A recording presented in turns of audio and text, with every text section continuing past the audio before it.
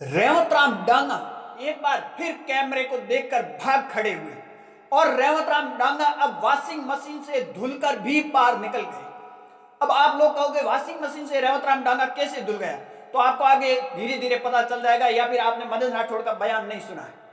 परंतु रेवत राम डांगा सदाचार कमेटी के सामने दोबारा पेश होने के लिए आए थे, परंतु जैसे कैमरे की नजर पड़ती है तो रेवत राम डांगा जैसे जा रहे थे, जानो मान लो बड़ी आफत आ ऊपर गिरी। परंतु कहीं न कहीं अब उस कैमरे से भले ही रेवत राम डांगा भागे, परंतु रेवत राम डांगा वॉशिंग मशीन से धुलकर बाहर निकल गए, इस बात से कोई दो राय नहीं। यहाँ सदाचार कमेटी के सामने तीनों के तीनों विधायक आए थे, परंतु दो तो रेवत राम डांगा और दूसरा विधायक वो तो गाड़ी से बाहर भी नहीं देखा, परंतु रितु बनावत ने डट कर मुकाबला किया और जो अपना पक्ष था वो मीडिया के सामने रखा। परंतु रेवत राम डांगा आखिर इतने क्यों भाग रहे? और अब सोशल मीडिया पर मीम बन रही है कि 40% लेकर रेवत राम डांगा अब हरिद्वार की तरफ निकल पड़े।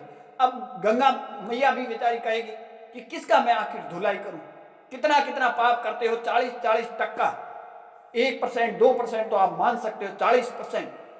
परंतु रेवत राम डांगा एक बार फिर सुर्खियों में।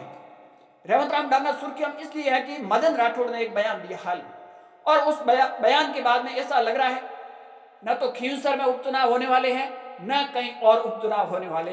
ये भी बात आप समझ लीजिए, क्योंकि मदन राठौड़ का जो बयान आया है उस बयान के बाद में यही लग रहा है कि रेवत राम डांगा वॉशिंग मशीन से धुलकर बाहर निकल चुके हैं, और उसके बाद में वो भले ही हरिद्वार जाए या न जाए, परंतु निकल गए हरिद्वार के लिए भी। परंतु रेवत राम डांगा अगर गलत नहीं होते तो रेवत राम डांगा मीडिया के सामने मुंह छिपाकर आखिर क्यों भाग रहे थे? कौन सी ऐसी नौबत आ गई, ऐसा कौन सा पहाड़ टूट पड़ा जो मीडिया से बच रहे हैं? रेवत राम डांगा जब पहली बार विधानसभा में पहुंचे थे, नाच रहे थे मीडिया के सामने, बार बार आकर बयान दे रहे थे जबरदस्ती, परंतु जब कल सदाचार कमेटी के सामने आए तो गाड़ी से नीचे देखकर बैठे थे और नीचे देखकर वापस निकले। परंतु रितु बनावत ने यहाँ डटकर मुकाबला किया और कहा एक भी मेरे खिलाफ कोई एविडेंस नहीं है। परंतु यहाँ मदन राठौड़ ने बयान क्या दिया वो अब गौर से देखिए। मदन राठौड़ ने कहा है कि ये जो ऑपरेशन किया, स्ट्रिंग ऑपरेशन, इन्होंने क्या गलत किया या सही नहीं किया, इसका भी जांच करेंगे।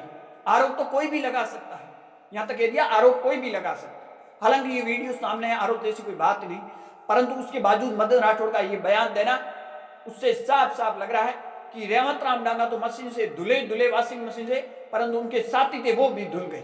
3 और साथी थे, एक बाप पार्टी का पहले का एक मामला और है, शायद वो भी वॉशिंग मशीन से धुल गया होगा।